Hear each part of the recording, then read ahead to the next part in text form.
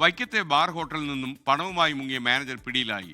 Manager വൈശാഖനാണ് police പിടിയിലായത്. ബാങ്കിൽ അടയ്ക്കാൻ കൊണ്ടുപോയി 9 ലക്ഷം രൂപയും അടിച്ചു മാറ്റിയാണ് ഇയാൾ മുങ്ങിയത്. ടോബി ജോൺസൺ കോട്ടയത്ത് നിന്ന് ചേരുന്നു. Toby, good morning. പറഞ്ഞോളൂ.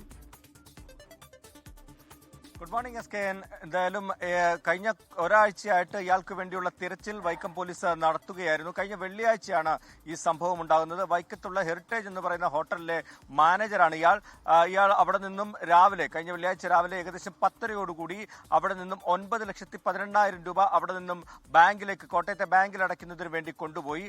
തുടർന്ന് ഇയാൾ തിരിച്ചെത്താതെ വന്നതോടുകൂടിയാണ് ചില സംശയങ്ങൾ ഉണ്ടായത്.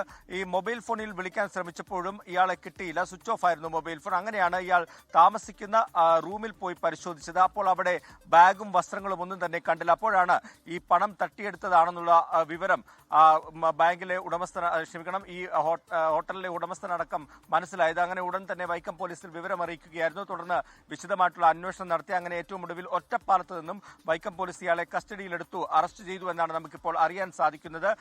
ഇയാളെ വിശദമായി ചോദ്യം ചെയ്തു വരികയാണ്. ഈ പണം എവിടെയാണ് മാറ്റിവെച്ചിട്ടുള്ളത് എന്നതടക്കമുള്ള കാര്യങ്ങൾ ചോദ്യം ചെയ്യലിലൂടെ മനസ്സിലാക്കാൻ സാധിക്കും. അങ്ങനെ പണം റിക്കവർ ചെയ്യാനുള്ള എല്ലാ നടപടികളും പോലീസ് ആരംഭിച്ചിട്ടുണ്ട് എന്നാണ് മനസ്സിലാക്കാൻ സാധിക്കുന്നത്.